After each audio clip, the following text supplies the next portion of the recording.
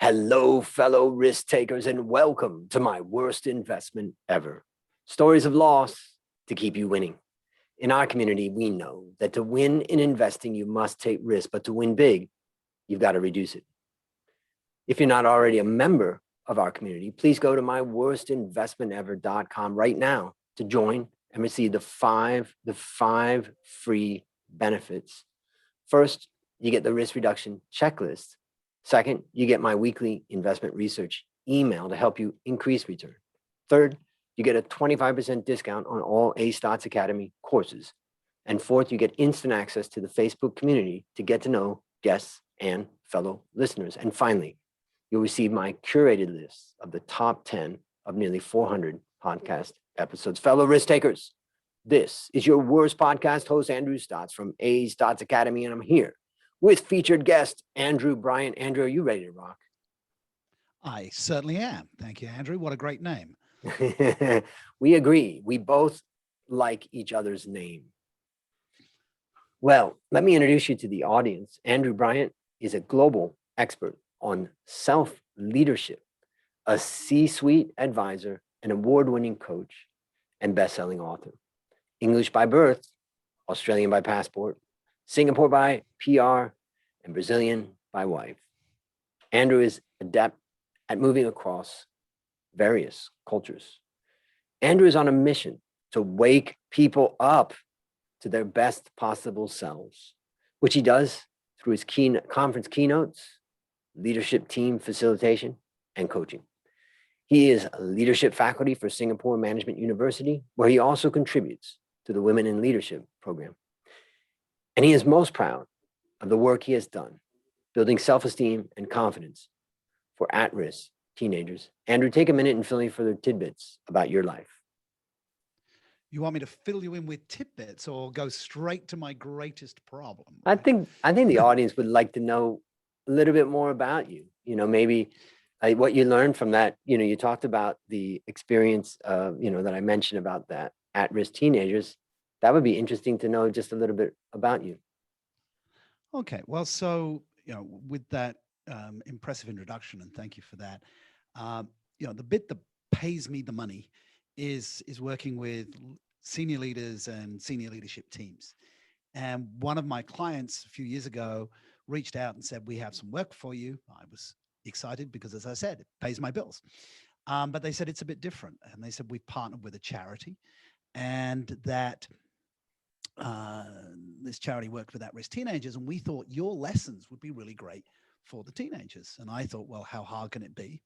I discovered it was a lot harder than I thought it was going to be. And I had to adapt the self-awareness, the self-confidence, and the self-efficacy rules that I would teach to leaders in a way that was approachable or understandable by the kids, and embedding that in games, in improv theater, but seeing the transformation in the kids absolutely inspired me. And what was most powerful was how the work I did helped the mentors from the bank connect with the kids and then take that skill set back to the bank and transform them as leaders. And it became the bank's most powerful and effective leadership program, is getting bankers to work with at-risk teenagers, taught them to be human beings, which sounds like an impossible task. Mm-hmm. And of course, it transformed me, realizing that, a lot of what I do is very direct. It's very hardcore. And yet, the humanity inside of that is so important. Yeah. Well, I was an at-risk teenager, and I had people, whether they were just strangers along the path or whether they were, working at drug rehabs and the places that I ended up in. But thank God for the different people that did give a crap at the time to spend a little bit of time with me. And it helped me to build myself, or let's say rebuild myself, from a hole that I was in related to drug and alcohol addiction. So, and I was thinking about that, talking with my mother just the other day, how the time that I spent with those people in drug rehabs, where I got really great support and help, just had an exponential impact on my life. Now, 40 years later, I still am in touch with my counselor from that time. And the treatment center still exists, and I talk to him, and I still bring the principles that I learn at that moment into my life all these years later. So trust me, the work that you did will live on for some of those students or some of those young teenagers that took those lessons to heart. And I think it's a great lesson also for all of our listeners to say there's people at risk all around us, and people could use a little bit of, just bring a little bit of what you've got to them, and it can change them for a lifetime, and it can change you for a lifetime. Oh, absolutely. And I think legacy is built on a day-to-day basis. With each interaction that we're having with human beings, we're creating a legacy. And I've actually already had some of the positive benefits of some of the work I've done. People have come back and said, this has changed my life. Thank you. And of course, that's incredibly validating to me as a human being. I think the lesson that I really learned around working with the at-risk teenagers is that they had, and I'm sure, well, I imagine that you might validate this too, is that if you're an at-risk teenager, you've got the best BS detector ever. And so there's a lot talked in corporate world about being authentic, and there's a lot talked about in coaching, be your authentic self. And I think, as I looked at what, my early mistakes in working with the kids and the successes that we subsequently got, was I had to peel back everything, any facade that I had, and be truly authentic with these kids, and tell them, life can be hard, life is unfair, but nobody's necessarily going to ride in on a white horse and rescue you. You got to rescue yourself. Yeah. And yes, you look at me now and I might seem successful now, but I've been where you are, and for them to actually believe that and connect to that. It's not easy because so much of the world tells us we have to wear nice clothes and have a smart watch and put our best foot forwards. But people are most impressed, and I think speaking to your podcast title, people are most impressed when you can share your biggest failures and authentically say, hey, I'm not perfect. I'm work in progress too, but I'm a little bit further down the track. So here, take this piece of information. It helped me. Maybe it'll help you. And what a setup for the next question. Now it's time to share your worst investment ever. And since no one ever goes into their worst investment thinking it will be, tell us a bit about the circumstances leading up to it, and then tell us your story. Okay. So, one thing about me is I've always been looking for the difference that makes the difference. My first degree is in physiotherapy, and I worked in hospitals for a couple of years, and then I worked with sports teams. And that speaks to the work I do now, because in sports teams, you're looking at goal setting, you're looking at winning, you're looking at training for perfection. And as a physiotherapist, initially I was looking at rehabilitating people, but then I started looking at, well, what sets up for peak performance. And that was in the 1980s, before sports psychology had been invented, before positive psychology had been articulated. And I took that from the UK or that mindset from the UK to Australia. And I set up a chain of physiotherapy clinics. And also I had a postgraduate in acupuncture by this time. I was doing the rehab, and I was also doing some sports work. And I decided that my best idea was to create this holistic view between sort of the medical approach, the sports approach, and create a sort of a wellness center way before my time. And so I bought a gym, and I was critical of gyms because, gyms were badly managed. There was a lot of myths, this is how you get big, or this is how you get fit. And I was going to bring science to it. And so I, as a physiotherapist, I knew better. And of course, you can see how I'm setting up the mistake here, right up, because it's that classic, how hard can it be? Or I know more than the others, right? And so I bought a gym, and I overly invested in the gym. I didn't realize that I was paying for things that I didn't need to pay for. And I hired the best human resource graduates from the local university to be the personal trainers. And I paid them a lot because I believed that that would make the difference. So I had investment in equipment, I had investment in real estate, I had investment in staff, and I was doing a service-based health and wellness approach. And at that time, it worked for just a little while. But then the fitness craze hit Australia and the low-cost gyms set up, and they weren't selling service, they were selling hope. Where I was charging $49 a month for a subscription, they were charging $49 a year because they were selling memberships, they weren't selling service. Right. And so, and people saw the $49 membership and they were attracted by that, and the young fit people that they had who didn't have degrees but had the impression of the hope drew my customers away. And the biggest mistake I made was not realizing that my business model was flawed. And I started investing more money and more money until my houses, my cars, my savings had all been poured into a black hole that I ended almost up having to pay somebody to take off my hands. And that was my worst investment ever. And can you remember the moment when you kind of realized, holy crap, this is not going to work? You know, that's a great question because it was a number of years ago, right? So it was back in the 90s. And, you know, it amazes me now to realize how long it took me, because you think, well, if I just throw some more money at this, I run a promotion. It just, I don't know. You know, my bank, you know, when there was just no more money in the bank, I went, well, you know, this pattern cannot continue because I am literally running on fumes now. Yeah. And I just went, I have to get out. Yeah. Wow. And then when I couldn't sell it, you know, nobody else was stupid enough to have the same belief that I had. So, yeah. I think what is amazing to me was it was a slow realization. Right.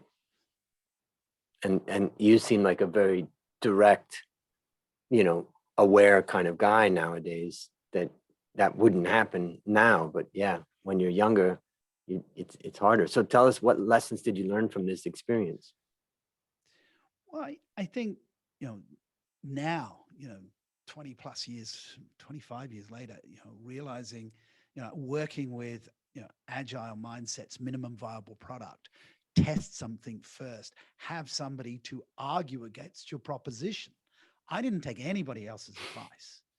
I didn't actually float my idea to anybody else because I was just so right. You know, one of the things I coach my CEOs on is, if you have a brilliant idea, right, spend half an hour arguing against your own idea, like a mini debate, right? Pick holes in your own idea. So having trusted people around you to go, hey, love your passion. Just tell me how this is going to work again, right? Tell me what the business model is. Tell me where the scalability is. Tell me whether this would work if you weren't in the mix, right? Because I think the real understanding, you know, I understood I'd come from a practitioner mindset, having been a physiotherapist. And you know, I was always part of the program. Physiotherapy without a physiotherapist just doesn't exist. But now we see businesses that are operatable and operate and scale without the founder. Yep. And interestingly, I often coach founders who need to step down as the CEO because they no longer can take the business to the next level because they have put themselves too much in the mix. So yeah, how does it work without you is a good question. Yep.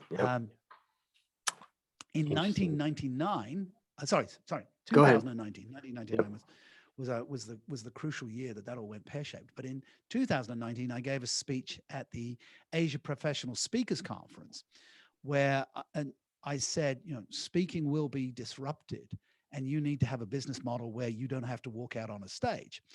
And that was 12 months before the pandemic wiped out the speaking industry completely, where nobody could travel or stand on a stage and give a speech. So I was somewhat prescient this time around. But by this time, I had online programs and scalable products that allowed me to survive the pandemic shutdown on conferences. Yep. Well, let me share a few things that I take away from your story. First thing I take away, I've written down 4 things. The first thing is industry dynamics. And as a financial analyst looking at investments where you can get in and out of any stock because it's traded in the market, you have the opportunity to look at the dynamics of an industry. And when a low-cost leader comes into an industry, they can wipe out everybody. Now, Thailand had the exact same thing. We had a company called California Fitness, later became California Wow. They cut prices, they sold hope, as you said, and they basically wiped out, they destroyed the industry as much as they could, and then they went bankrupt. Not fair, not, everybody kind of loses, and they listed in the stock market also. So, investors lost, everybody lost. But the point is that sometimes you can't swim against the tide. And when that tide comes, if you can just keep your eyes open, if it's a big change in that industry, sometimes it makes sense just to exit. The second thing is, what does the customer want versus need? You were delivering what you thought the customer really needed, but all the customer really wanted was just some hope, right? And they started selling to that hope. And it's just a really tough question because, okay, do you run a business just filling people's wants? That's a challenge. That's a question that I don't have an answer to. The third point is that there was a time with our coffee business in Thailand, Coffee Works, where we were debating about whether we were going to be able to survive many years ago. And, we were in a position where part of the decision about that was who would buy our factory. There was no buyers. And the value that we put into it was, not nearly what we thought we would, end up getting from it. So it means that it's hard to go back and it's hard to go forward sometimes. Like we knew we didn't have the cash to hire the salespeople we need, but we knew we couldn't sell the assets. So we were just kind of stuck. So I say sometimes small business can be a trap. And there was another one, but I can't read my writing now. So it's going to come. Oh, I know what it was. The management team of the coffee business, we were at a social club that we use for interviewing people. And the management team of the coffee business was in one conference room and they had 2 candidates to interview. And they interviewed, it was already had gone through a lot of interviews. So this was the final one. They faced the management team and it was like an hour, maybe 2 hours. And then I was waiting upstairs as shareholder, director, just kind of a third outside party because I'm not a manager in the company. So after they were finished, they sent that person upstairs. The 2 of them came up one at a time after they were finished with being grilled by the management team. And I just said to them, nice to meet you and everything. I just, wanted to talk about, this isn't going to work. We don't have the budget, we don't have the brand. We don't have a big team. This is going to be super hard. And I just went at them like every reason why you shouldn't take this job. And it was very odd for them to get this, from who was supposed to be hiring them. And I said, I'd just like to write down some of the reasons why you won't, be successful. And I said, one of them is we just don't have budget to build out a brand the way you used to work at this company. And then the first guy, he and I started making this list of all the things that could go wrong.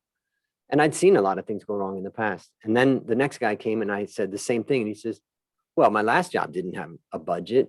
We didn't have nothing. And he said, and then I said, well, we don't really have the brand. He said, well, your brand's pretty good compared to what this was. And, it was just an interesting difference in the way those 2 people handled it. But it was the idea of challenging your idea. So those are my 4 things that I take away. There's a lot in what you share, but anything you would add to that?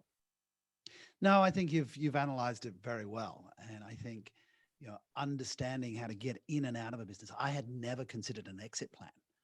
And if you don't have an exit plan, you don't have a business. You've just bought yourself a job. And a lot of small business owners are stuck in that mindset that they bought themselves a job. It doesn't mean you have to sell it, but if you haven't set it up that it's saleable, it isn't a business. Yeah. And that's just hardcore reality that a lot of people cannot even accept. Wow, that's fantastic. And, for the listeners out there, for your own business, I'll just tell a short story of a business that I advised, and we ended up selling the business to Microsoft. In this case, it was a software development business. And the owner of the business, the founder of the business, knew from almost day one that he was going to sell to Microsoft. He just set that. And then every action that he took, the healthcare conferences he went to meet the Microsoft folks, tell them what he's doing. He just everything. And it made me realize, like, for any startup business or business operator listening to this, who are you going to sell your business to? And if you go through that exercise, it really helps focus the mind. Because the second piece of advice I always say is, people say then, okay, how do I get a high price for my business? I said, my first advice is double your salary. And the reason being is that most small businesses understate the salary. So if someone wants to come in and buy it, they say, well, come on, you're not even at market prices. So I can't, I'm not going to make the profit you think you're going to make. So those are some last little things I'd add. Anything you'd add to that? No, I think we've covered off. I mean, it's painful enough to go back to that. It's painful. Jeez, Andrew, you make me go through it. All right, we're going to lift off then. For the listeners out there who are in the same situation, based upon what you learned from this story and what you continue to learn, what one action would you recommend our listeners take to avoid suffering the same fate?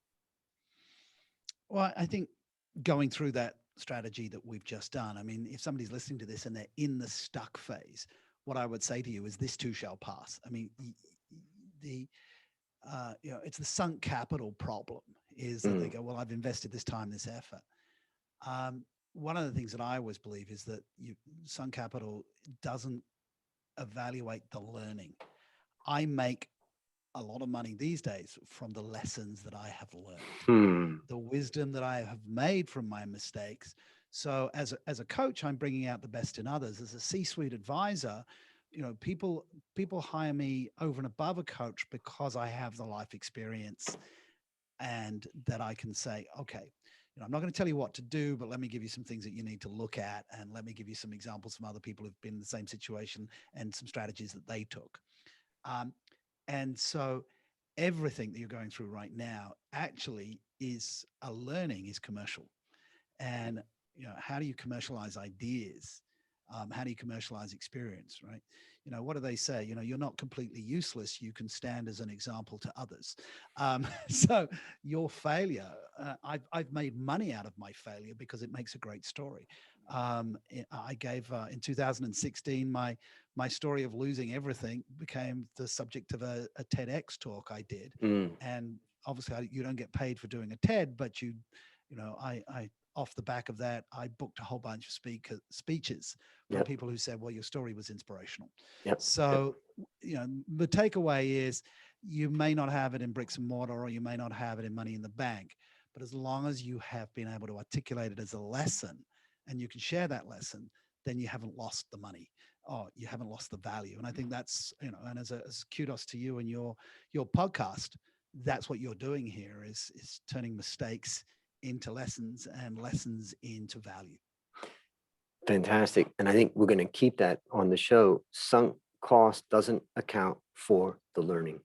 That's a great, great quote. Well, last question. What's your number one goal for the next 12 months? I'm moving countries. I'm moving from Singapore to Portugal. So I'm busy packing right now. People say, why Portugal? Well, I say it's double the lifestyle for half the cost. So, I love I've been here in Singapore for 18 years. Great country. It's been fabulous to me, but it is very expensive. And I was here because of Changi Airport and my ability to fly around the world from here. Now, that's not as important. 90% of my work is in the US, and I'm doing that virtually from here. So I will continue to do that.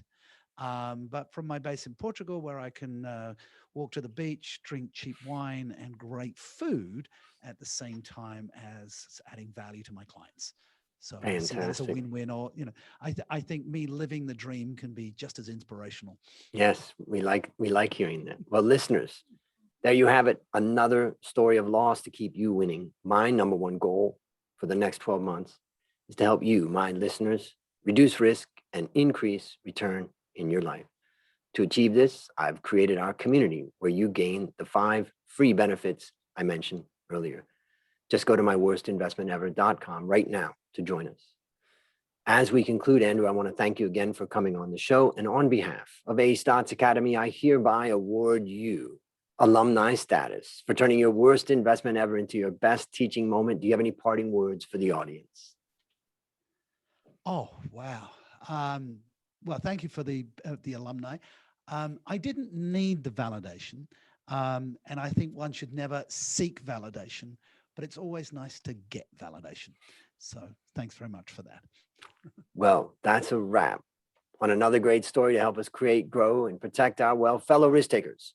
This is your worst podcast host, Andrew Stott, saying, I'll see you on the upside.